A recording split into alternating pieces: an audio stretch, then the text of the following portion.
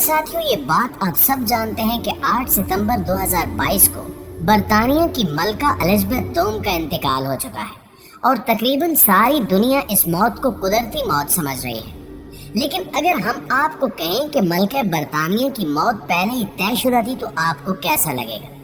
یقیناً یہ سن کر آپ کو زوردار جھٹکا لگے گا، لیکن یہی حقیقت ہے جسے ہمیں ماننا پڑے گا، کیونکہ پیشگوئیوں کے حوالے سے مشہور کارٹون سمپسن نے اس موت کی پیشگوئی آج سے کئی سال پہلے کر رکھی تھی۔ اب آپ سوچ رہے ہوں گے کہ یہ کیسے ممکن ہے اور اس بات کا ثبوت کیا ہے، تو آپ کو بتاتے چلیں کہ آج کی ویڈیو میں ہم یہی ثبوت دینے والے ہیں، جس کو دیکھ کر یقیناً آپ بھی چونک جائیں گے اور سوچ میں پڑ جائیں گے کہ کیا ملکہ کی موت حادثاتی تھی یا انہیں باقاعدہ پلاننگ کے ساتھ دنیا سے رخصت کیا گیا ہے۔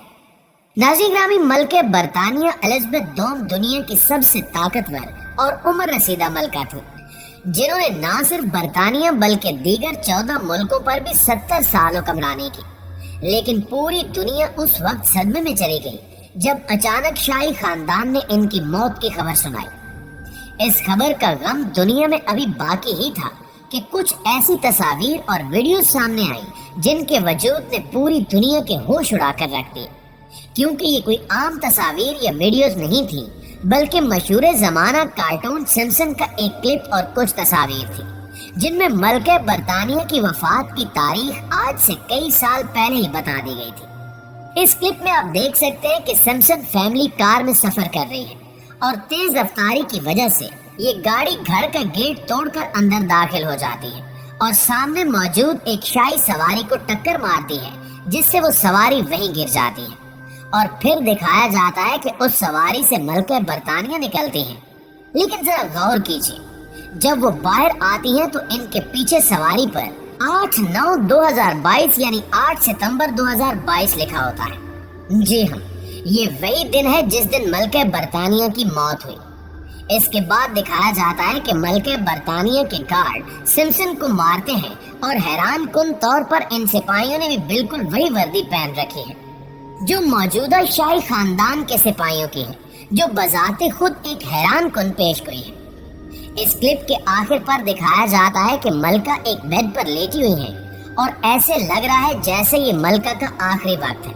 اور قابل غور بات یہ ہے کہ یہاں بھی بالکل وہی تاریخ سامنے لکھی ہوئی دکھائی گئی ہے جس تاریخ کو ان کا انتقال ہوا۔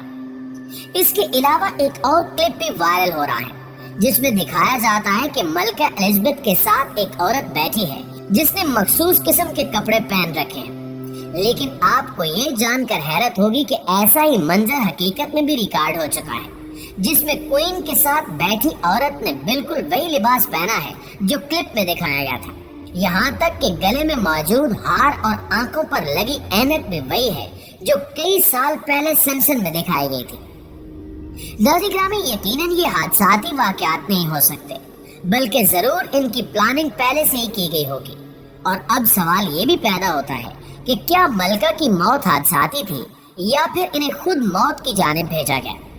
یہ وہ سوال ہے جو معاملے کو مزید الجھا رہا ہے، کیونکہ شاہی خاندان ان کی موت کے حوالے سے واضح جواب دینے سے قاصر ہے۔ شاہی محل کے مطابق ملکہ برطانیہ اپنی رہائش گاہ پر پرسکون حالت میں خالق حقیقی سے جا ملی، مگر برطانوی میڈیا رپورٹس کے مطابق انہیں چند بیماریاں لاحق تھیں۔ جیسا کہ ایک میگزین کے مطابق زندگی کے آخری ایام میں ملکہ الزبتھ کی اعصابی قوت نے کام کرنا محدود کر دیا تھا، جس وجہ سے ان کے متعدد جسمانی اعضاء ٹھیک سے کام نہیں کر رہے تھے۔ دوسری جانب ڈیلی میل نے اپنی رپورٹ میں ایک ڈاکٹر کا حوالہ دیتے ہوئے بتایا کہ ممکنہ طور پر ملکہ الزبتھ دوم کو خون کی بیماری لاحق ہو گئی تھی اور ہو سکتا ہے کہ ملکہ برطانیہ کے دل اور دماغ میں خون جمع ہو گیا تھا، جس وجہ سے ممکنہ طور پر ان کی موت ہوئی۔ تاہم اس حوالے سے شاہی خاندان اور برطانوی حکومت نے کوئی وضاحت نہیں کی۔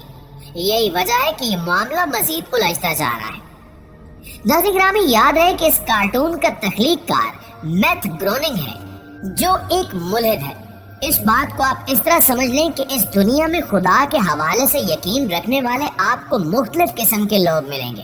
جن میں سے ایک فرقہ کہتا ہے کہ اس کائنات کو کسی نے بنایا ہے اور وہ اللہ ہے۔ اللہ ہے یا بھگوان ہے، مطلب یہ کہ اس کائنات کو بنانے والا کوئی ضرور ہے اور مسلمانوں کے نزدیک اس کائنات کو بنانے والی ذات صرف اور صرف اللہ کی ہے اور یہی بات حق پر ہے۔ اس گروہ کے علاوہ دوسرا گروہ وہ ہے جو کہتا ہے کہ یہ کائنات خود بخود وجود میں آ گئی ہے، یعنی اتنی بڑی کائنات کو بنانے والا کوئی بھی نہیں ہے۔ سمسن کارٹون کا مالک ان دونوں عقیدوں پر یقین نہیں رکھتا، بلکہ یہ کسی تیسرے عقیدے پر یقین رکھتا ہے جسے انگلش میں ازم کا نام دیا جاتا ہے۔ اس عقیدے کو ماننے والے لوگوں کا کہنا ہے کہ اس کائنات کو بنانے والا کوئی ضرور ہے، لیکن اس کائنات کو بنانے والے کی موجودگی نامعلوم ہے۔ جیسا کہ آپ جان چکے ہیں کہ سمسن کارٹون کی بے شمار پیشگوئیاں صحیح ثابت ہو چکی ہیں، لہٰذا اس تمام صورتحال کا جائزہ لیتے ہوئے سوال یہ پیدا ہوتا ہے کہ آخر یہ پیشگوئیاں کیسے پوری ہوتی ہیں۔ اس بارے میں 3 مختلف آراء پائی جاتی ہیں۔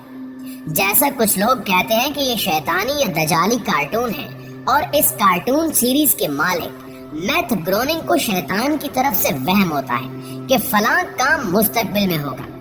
اسی طرح کچھ لوگ کہتے ہیں کہ میتھ گروننگ ماہر علم نجوم ہے اور وہ اس علم کے ذریعے جان لیتا ہے کہ فلاں کا کام فلاں وقت میں ہوگا۔ اس کے علاوہ کچھ لوگ کہتے ہیں کہ یہ سب کچھ پہلے ہی مینج کر لیا جاتا ہے، کہ جو بالکل ممکن ہے۔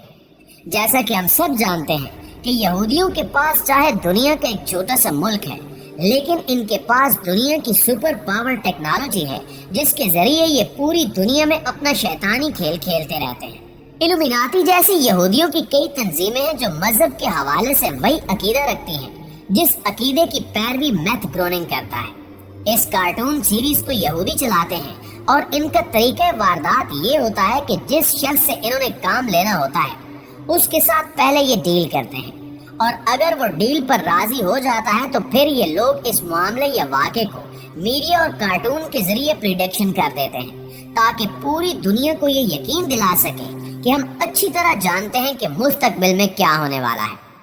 آرنلڈ شوازنیگر کے ساتھ بھی انہوں نے معاہدہ کیا تھا کہ اگر ہم آپ کو امریکہ کا صدر بنا دیں تو آپ کو ہمارے یہ کام کرنے ہوں گے، جس پر پہلے تو آرنلڈ مان گئے، لیکن جب انہیں اس ڈیل کے سائیڈ افیکٹس کا علم ہوا تو انہوں نے انکار کر دیا، جس کی وجہ سے یہودیوں نے آرنلڈ شوازنیگر کو چھوڑ کر صدر بش کو امریکہ کا صدر بنا دیا۔ تاریخ اس بات پر گواہ ہے کہ صدر بش نے مسلمانوں کے خلاف کتنے زہریلے کام کیے تھے،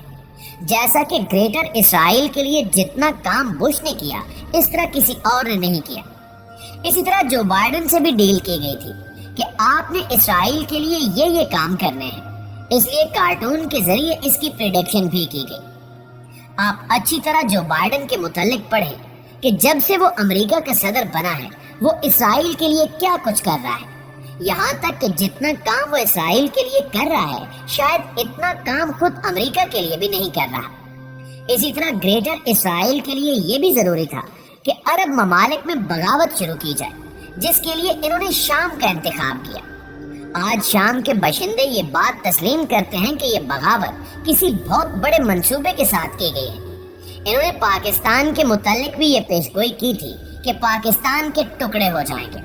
یعنی کارٹون سیریز میں بلوچستان اور کراچی کو پاکستان کے نقشے سے الگ کر کے دکھایا گیا تھا۔